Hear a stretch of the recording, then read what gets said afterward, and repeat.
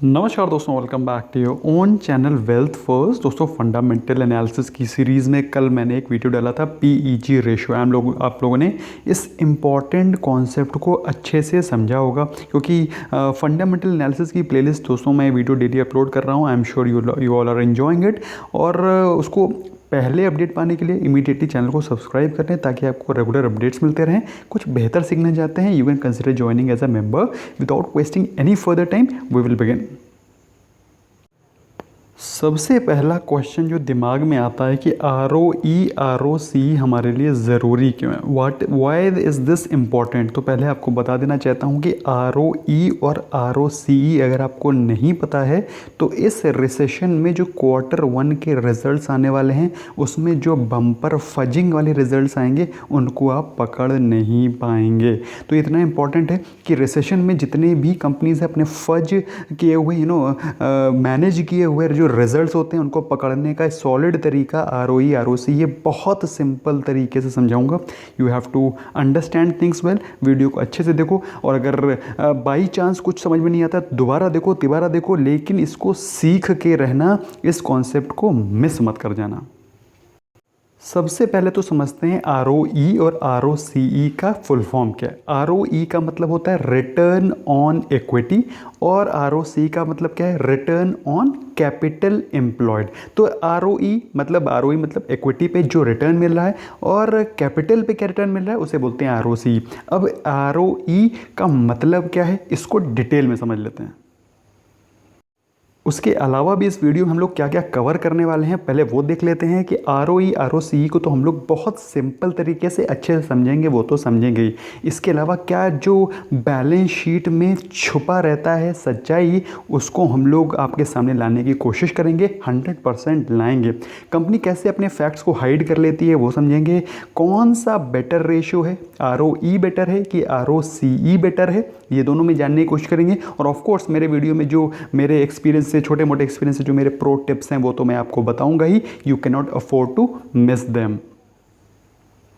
तो भाई शुरू करते हैं ROE से। ROE का फुल फॉर्म क्या है, रिटर्न ऑन इक्विटी, जैसा कि मैंने आपको बताया। अब रिटर्न ऑन इक्विटी में इक्विटी क्या है, रिटर्न क्या है, पहले समझते हैं रिटर्न ऑन इक्विटी में इक्विटी क्या चीज़ होती है। तो आपको मालूम है ये बैलेंस शीट है। बैलेंस शीट के सिर्फ 3 पार्ट होते हैं। एसेट किससे बनता है, एसेट बनता है कैपिटल से। कैपिटल कहाँ से आती है, कैपिटल आप रेज कर सकते हो सिर्फ 2 तरीके से। या तो फिर आप डेट लें, डेट लेकर के कैपिटल को रेज करें, या तो आपकी शेयर होल्डर की इक्विटी होती है। शेयर होल्डर की इक्विटी क्या होती है, प्रमोटर ने कुछ पैसे लगा के कंपनी खड़ी करी, उससे पैसा आता है। नंबर 2, कुछ IPO से पैसा जनरेट करा, या फिर बेसिकली जो इक्विटी दी, इक्विटी डाली, इक्विटी से पैसे को रेज किया, और उसके अलावा धीरे धीरे करके प्रॉफिट बनता रहा, कैश रिजर्व बन गया, वो भी इक्विटी का पार्ट होता है। तो इक्विटी का पार्ट क्या होता है, इक्विटी का पार्ट होता है शेयर होल्डर, इक्विटी का पार्ट होता है प्रमोटर, और इक्विटी का पार्ट होता है कैश रिजर्व। ये 3 चीज़ें होती हैं। लायबिलिटी का पार्ट क्या होता है, लायबिलिटी मतलब होता है डेट। डेट कैसा होता है, current liability and non current liability. Basically liability को 2 पार्ट में डिवाइड किया जाता है, short term liability and long term, मतलब short term loan and long term loan. ये दोनों चीज़ें क्लियर हो गई। तो ये है सिंपल बैलेंस शीट, और कैपिटल का पार्ट है ये। कैपिटल का मतलब क्या होता है, capital has 2 parts, liabilities and share holder equity.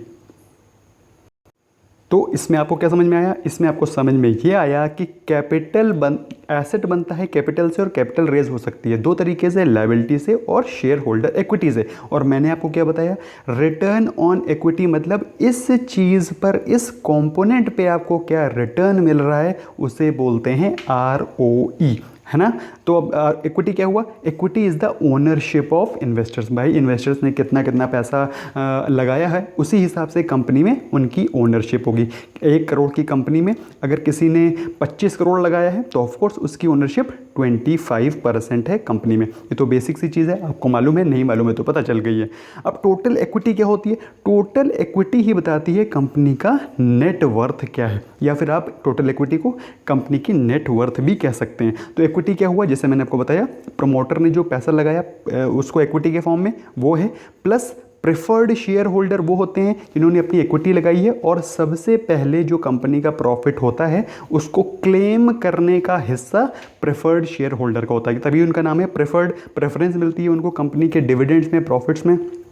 तो promoter plus preferred share holder plus जो धीरे धीरे करके जो प्रॉफिट जनरेट होता रहता है कंपनी का हर साल, अगले साल, तीसरे साल, चौथे साल, उसको एक रिजर्व कैपिटल बनती चली जाती है। ये तीनों मिलकर के क्या बनते हैं? ये तीनों मिलके बनते हैं इक्विटी।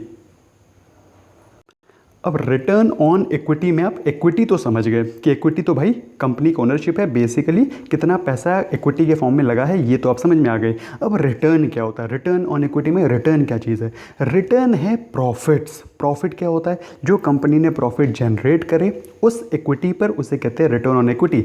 अब रिटर्न में क्या क्या आता है भाई? रिटर्न कब निकलेगा? जब कंपनी के प्रॉफिट को जब डिवाइड कर दिया जाएगा, पहले सबसे पहले जो प्रॉफिट बनाती है कंपनी उसमें क्या क्या निकाला जाता है? सबसे पहला काम तो पे किया जाता है कंपनी के ऊपर जो लोन है उसका इंटरेस्ट पेमेंट होता है सबसे पहला काम, क्योंकि उसको पेमेंट तो करना ही करना है। उसके बाद सेकंड काम जो होता है, गवर्नमेंट को टैक्स नहीं पे करोगे तो बहुत बड़ा वाला डंडा आएगा, तो टैक्स तो पे करना ही करना है। ये दोनों तो मैंडेटरी रिक्वायरमेंट आपको करनी ही करनी है। अगर प्रॉफिट आया तो भी ठीक, नहीं आया तो भी ठीक, लेकिन आपको देना तो है ही। ये लॉस बन जाएगा लेकिन आपको ये दोनों चीज़ें तो पे करनी है। उसके बाद प्रेफर्ड शेयर होल्डर को डिविडेंड आपको पे करना ही करना है। तो ये पहला पॉइंट है। दूसरे प्रेफरेंस पे आता है गवर्नमेंट, ऑफ कोर्स ये दोनों को इक्वल भी कह सकते हो आप। तीसरे नंबर पे जो प्रायोरिटी आती है वो है शेयर होल्डर की का डिविडेंड, क्योंकि वो प्रेफर्ड शेयर होल्डर है, उसको तो भाई पैसा चाहिए। And last but not the least are the common share holder. Common share holder में कौन है? हम और आप जैसे लोग, और प्रमोटर भी कॉमन शेयर होल्डर में ही आते हैं। तो ये कॉमन इक्विटी का पार्ट हो जाते हैं। नॉर्मल इक्विटी है, इनको सबसे लास्ट में प्रेफरेंस दी जाती है। तो आपको रिटर्न समझ में आ गया भाई? रिटर्न क्या होता है ये समझ में आ चुका है। तो मैंने आपको बैलेंस शीट ऑलरेडी पहले भी इसके पहले के वीडियोस में समझा रखा है। फिर से एक बार क्विकली रिवाइज कर देता हूँ भाई। कंपनी जनरेट करती है 1 करोड़ रुपए और उसकी जो सामान बनाता है, सामान बनाने में जो उसकी कॉस्ट आती है वो है 55 लाख रुपीज़। और 55 लाख रुपीज़ हटा दिया। इसके अलावा ऑफिस का खर्चा है, स्टेशनरी का खर्चा है, बाकी एडमिनिस्ट्रेटिव इंफ्रास्ट्रक्चर का खर्चा है, उसको हटा दिया आपने, 5 लाख रुपीज़ उसको हटा दिया। तो कंपनी का जो ऑपरेटिंग प्रॉफिट बचा वो कितना बचा? 40 लाख रुपीज़। सिंपल सी चीज़ है, 40 लाख बचा। उसके अलावा उसमें से जब आप, सबसे पहले मैंने आपको क्या काम बताया कि आपको इंटरेस्ट पे करना ही करना है। अब इंटरेस्ट पे करना ही करना है आपको, बाकी सारे खर्चे पे करने ही करने हैं। तो जब आप इसको निकाल देते हैं तो उसके बाद बचता है प्रॉफिट बिफोर टैक्स। अब उसके बाद मैंने आपको बताया गवर्नमेंट को टैक्स देना ही देना है। तो जब आप इंटरेस्ट और टैक्स को निकाल देंगे तो जो शुद्ध प्रॉफिट बचता है, प्रॉफिट आफ्टर टैक्स, वही है रिटर्न। वही है रिटर्न जो आपको उस इक्विटी पे मिल पा रहा है। तो कुल मिलाकर के कंपनी का जो ऑपरेटिंग प्रॉफिट था 40 लाख, सारे खर्चे निकालने के बाद उसका जो शुद्ध प्रॉफिट बना वो बचा 14 लाख रुपीज़। 14 लाख रुपीज़ उसका शुद्ध प्रॉफिट आफ्टर टैक्स आया। तो आरओई क्या हुआ? आरओई हुआ फॉर एग्जांपल इस कंपनी में जिसमें कि 14 लाख का प्रॉफिट आफ्टर टैक्स आ रहा है, उसमें सपोज डेट है 1 करोड़ रुपए का। 1 करोड़ रुपए का डेट है, सपोज कर लो एग्जाम्पल के तौर पे 1 करोड़ का डेट हो गया। तो इंटरेस्ट 10% कितना हुआ? 10 लाख रुपीज़, वो तो आपने ऑलरेडी हटा ही दिया है। इसके अलावा शेयर होल्डर इक्विटी पे आ जाते हैं, क्योंकि हमको प्रॉफिट आफ्टर टैक्स तो एज इट इज़ मैंने एक्सप्लेन कर ही दिया है, टोटल इक्विटी पे आ जाते हैं। उस कंपनी के इक्विटी में जो कॉमन शेयर होल्डर हैं उनकी वैल्यू है 1 करोड़ रुपए। मतलब 1 करोड़ रुपए के इन्वेस्टर हैं आप और हमारे जैसे, और प्रमोटर्स मिलाकर के 1 करोड़ रुपए का इन्वेस्टमेंट कर रखा है। इसके अलावा 50 लाख रुपीज़ का इन्वेस्टमेंट है प्रेफर्ड शेयर होल्डर को, और प्रेफर्ड शेयर होल्डर को 10% डिविडेंड देना ही देना है। कंपनी ने तय कर रखा है कि हम आपको 10% डिविडेंड देंगे ही देंगे। अब कैश रिजर्व समय के साथ बनता रहा है 50 लाख। तो कुल मिला के कंपनी की जो टोटल इक्विटी है उसका डिस्ट्रीब्यूशन मैंने आपको दे दिया है। तो अब टोटल इक्विटी कितने की हो गई? अब आप जोड़ सकते हैं। कॉमन शेयर हो गए 100 lakh rupees, 1 crore is 100 lakh, reserve हो गए 50 लाख, और प्रेफर्ड शेयर होल्डर हो गए 50 लाख। कुल मिलाकर के 200 लैक्स, 200 लाख रुपए की टोटल इक्विटी हो गई। तो आरओई कितना हुआ? 14 का profit after tax, that is शुद्ध मुनाफा डिवाइडेड बाय टोटल इक्विटी, जिसको कि आप कह सकते हो करीब 7% का रिटर्न ऑन इक्विटी है इस कंपनी का। तो आपको इस कंपनी का समझ में आ गया है कि कैसे रिटर्न ऑफ इक्विटी निकालना है। अब आपका क्वेश्चन दिमाग में आपका चल रहा होगा कि कौन सी कंपनी बेहतर है, क्या हमको एक रियल एग्जांपल से सर आप समझा सकते हैं। बहुत ही वैलिड क्वेश्चन है। इस क्वेश्चन का आंसर मैं आपको रियल लाइफ देने का करूँगा। स्ट्रेट अवे चलेंगे हम लोग मनी कंट्रोल की साइट पे ऐप के ऊपर। सो दोस्तों इस समय हम लोग आ गए हैं मनी कंट्रोल की वेबसाइट के ऊपर और आप देख सकते हैं इसमें TCS को मैं आपके लिए इसकी ROE को फाइंड करने जा रहा हूँ। ROE के लिए आपको क्या चाहिए, profit after tax divided by total equity. Simple सी चीज़ है, शेयर होल्डर की इक्विटी आपको चाहिए। दो चीज़ें चाहिए आपको ROE पता करने के लिए। तो प्रॉफिट आफ्टर टैक्स आपको कहाँ मिलेगा, प्रॉफिट आफ्टर टैक्स आपको मिलेगा P&L, प्रॉफिट की जगह प्रॉफिट एंड लॉस में तो पैट मिलेगा, तो वहीं पर आपको जाना है प्रॉफिट आफ्टर टैक्स देखना है। और आपको टोटल इक्विटी कहाँ मिलेगी, बैलेंस शीट पे, क्योंकि बैलेंस शीट पे ही आपको दिखाई पड़ता है टोटल इक्विटी कितनी है। तो हम लोग चलते हैं पहले प्रॉफिट एंड लॉस की तरफ। तो प्रॉफिट एंड लॉस पे मैंने क्लिक किया और आपको दिखाई पड़ रहा है प्रॉफिट एंड लॉस, आपको दिखाई पड़ेगा यहाँ पर प्रॉफिट कंसोलिडेटेड प्रॉफिट। ओके ये है, सारे एक्सपेंसेस आप निकाल देंगे, profit oblique loss after tax and before extra ordinary item. तो ये हुआ आपका टोटल पैट। इसमें जो ये जो ऑरेंज वाला है ये आपको दिखा रहा है स्टैंड अलोन और ब्लू वाला दिखा रहा है आपको कंसोलिडेटेड। तो हमें कौन सा लेना है, हमें प्रेफरेबली कंसोलिडेटेड लेना है। तो बेसिकली प्रॉफिट कितना हुआ 32447 और ये हुआ प्रॉफिट आफ्टर टैक्स। और अभी हमको चाहिए बैलेंस शीट। बैलेंस शीट में हम लोग जाएंगे, टोटल शेयर होल्डर इक्विटी देखेंगे। शेयर होल्डर इक्विटी ये है 84126, तो 32447 डिवाइडेड बाय 84126 करेंगे तो कितना आएगा। सो हम लोग आ गए हैं कैलकुलेटर पे। 32446 का पैट था divided by share holder equity. Share holder equity है 84126। ओके तो कितना आया 38.56 को इसका ROE कितना आ रहा है 38.5 के आसपास। अब इसको हम लोग क्रॉस चेक भी कर सकते हैं। ये तो आपको प्रोसेस तो समझ में आना ही चाहिए। इसको क्रॉस चेक कैसे करते हैं वो भी देख लेते हैं।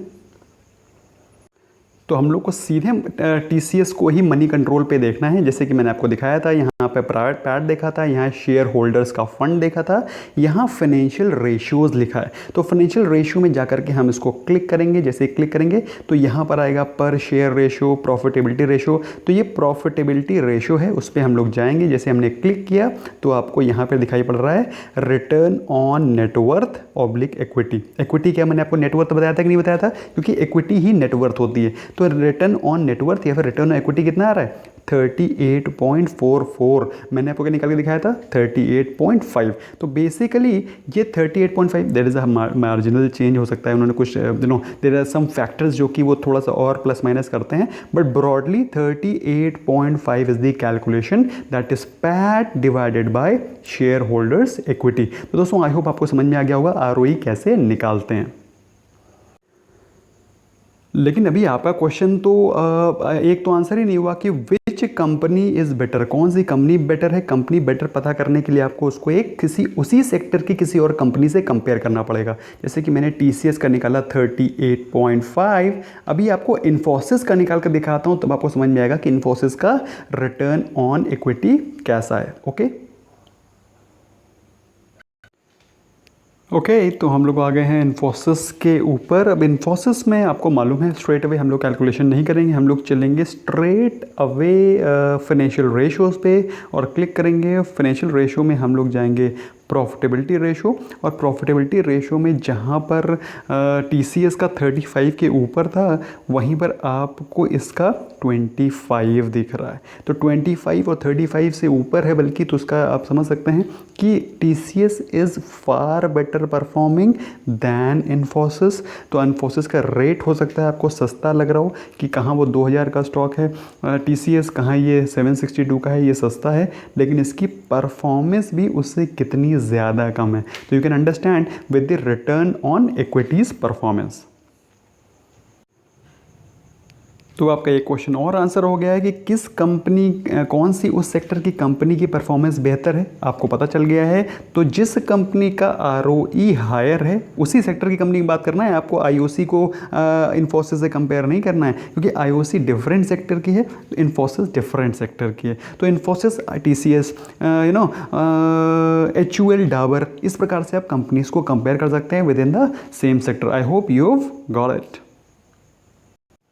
अब बात कर लेते हैं कि आरओई से किस प्रकार से लोग, कंपनीज अपने रिजल्ट्स को मैनिपुलेट कर देती हैं, उसको समझ लेते हैं। How companies actually manipulate the results, उसको समझते हैं। जैसे कि मैंने आपको बताया कि आरओई क्या है, profit after tax divided by total equity, return on equity. अब क्या होता है, कैपिटल क्या है, व्हाट इज कैपिटल, ये पूरा का पूरा कैपिटल है कि नहीं है। Capital means debt plus equity, है कि नहीं, आप जानते हैं capital is debt plus equity. अब इसमें अगर डेट को ज़्यादा कर दिया जाए, इक्विटी को कम कर दिया जाए, कैपिटल तो सेम ही रहेगी। डेट को ज़्यादा कर देने से, कैपिटल को कम कर देने से आरओई इम्प्रूव हो जाता है। कैसे, देखिए, जैसे आपने डेट का कंपोनेंट बढ़ाया, मतलब ज़्यादा लोन लिए, ज़्यादा डेट बढ़ाया, ज़्यादा लायबिलिटीज़ बढ़ाई, तो आपका इक्विटी का जो कंपोनेंट है वो कम हो जाएगा। तो आरओई क्या है, profit after tax divided by equity, और इक्विटी हो गई है कम, तो आपका आरओई इन्फ्लेट कर जाएगा, बढ़ जाएगा, है कि नहीं। अभी पहले आप क्या ले रहे थे,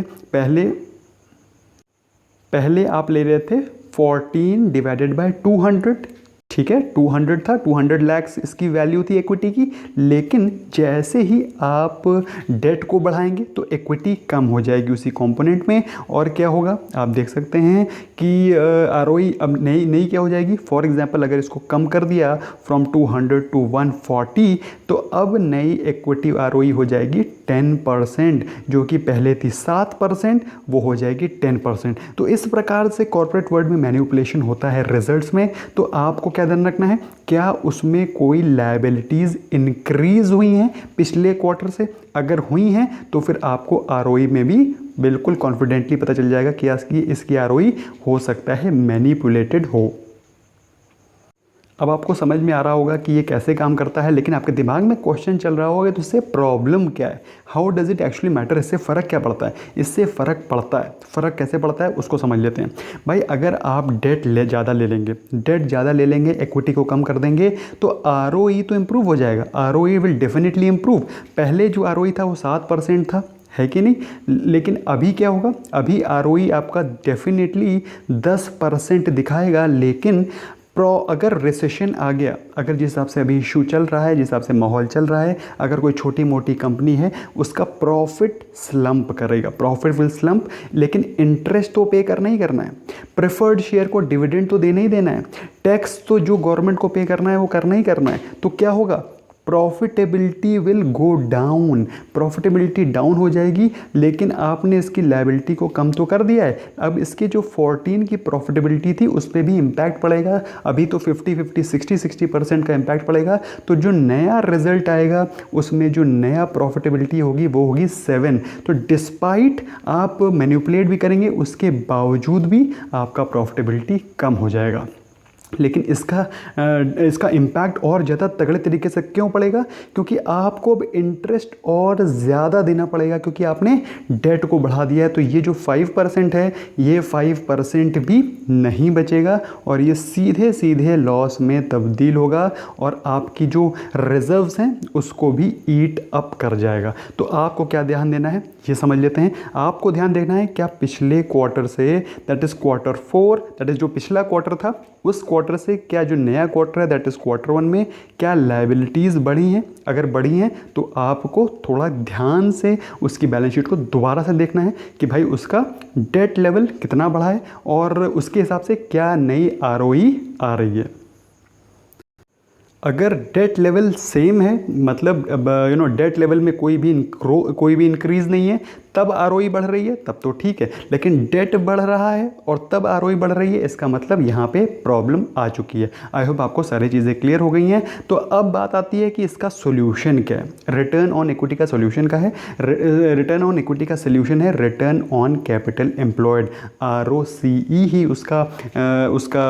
उसका सही सोल्यूशन है। कैसे है उसको समझ लेते हैं। अब भाई रिटर्न ऑन इक्विटी क्या होता था?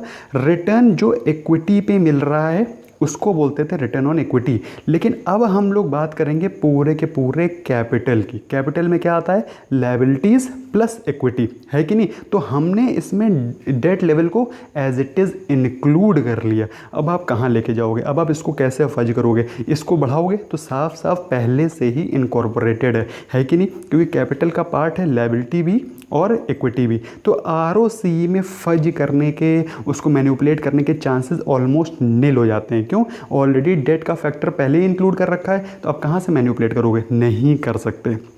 तो ROCE में क्या होगा भाई? आपका डेट लेवल जो आपने का पहले था, दैट इज़ पहले तो ये आपको मालूम होना चाहिए कि जो कॉमन शेयर होल्डर की इक्विटी है वो कितनी थी? 100 लाख। ओके, तो पहले तो था प्रॉफिट डिवाइडेड बाय इक्विटी था। अभी हमने इसमें डेट को भी इंक्लूड कर लिया है। तो ROCE क्या हुआ? Profit divided by total equity plus debt. अब डेट कितना है आपको मालूम है? 1 करोड़ है, दैट इज़ 100 लाख। उसको आपने जोड़ दिया।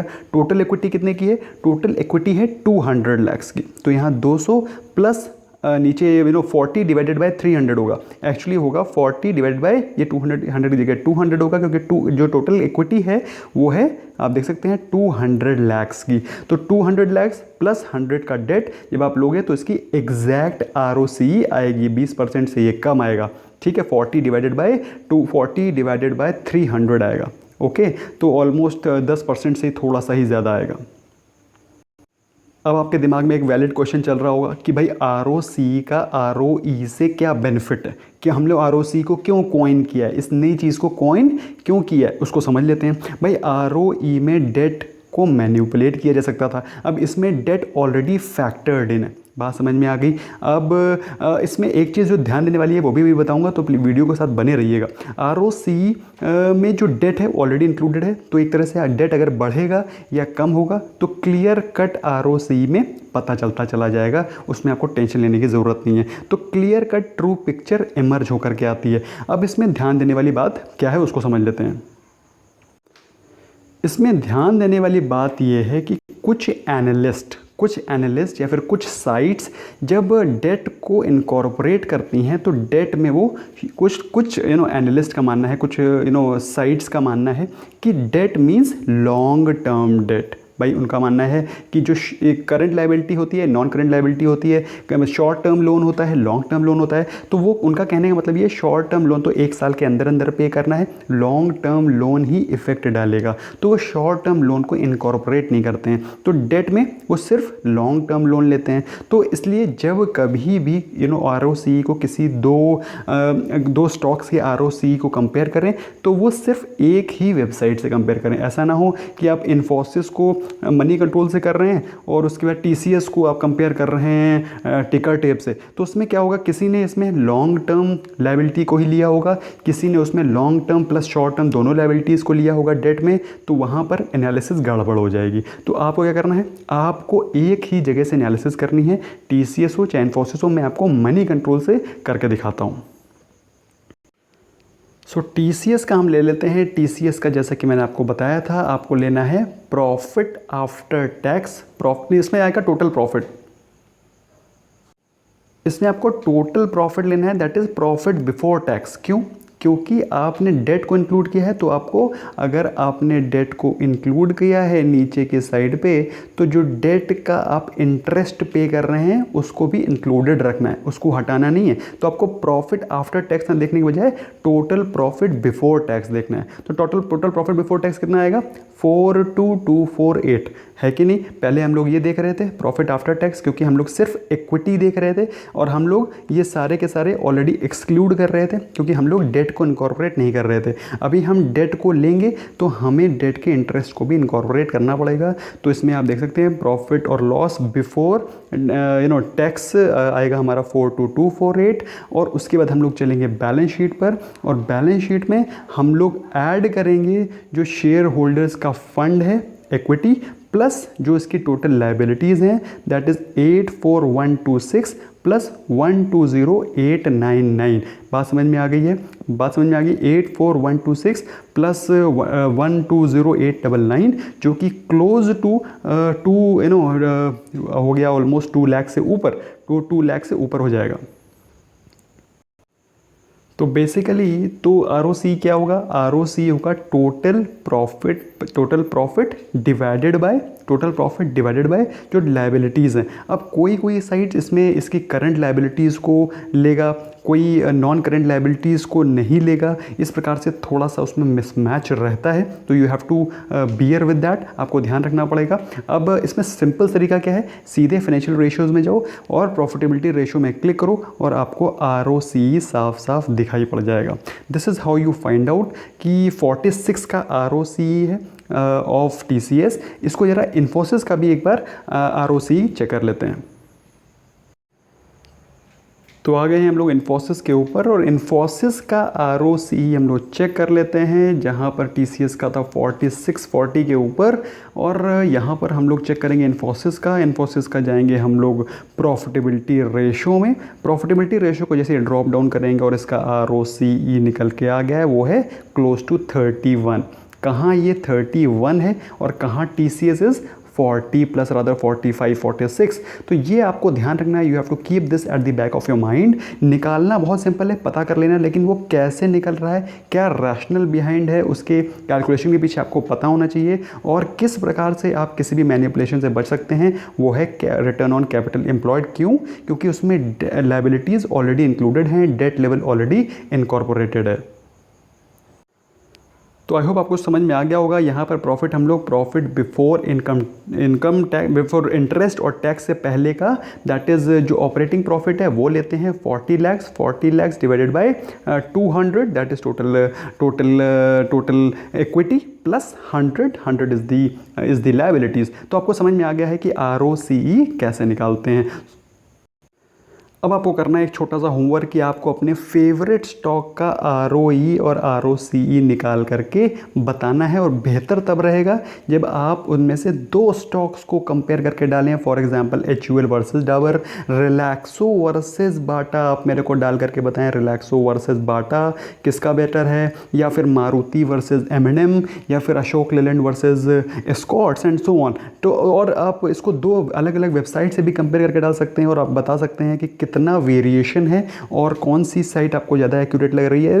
It's a healthy forum to discuss. Let me know in the comment section, क्योंकि बहुत ही इंपॉर्टेंट डिस्कशन है, बहुत ही इंपॉर्टेंट इनपुट होगा आप लोगों का हम सब के लिए। Thank you so much for giving your precious time friends, और इस नॉलेज को शेयर करें ताकि सभी लोग इसका बेनिफिट ले सकें। Thank you so much friends for giving your precious time. Bye bye for now.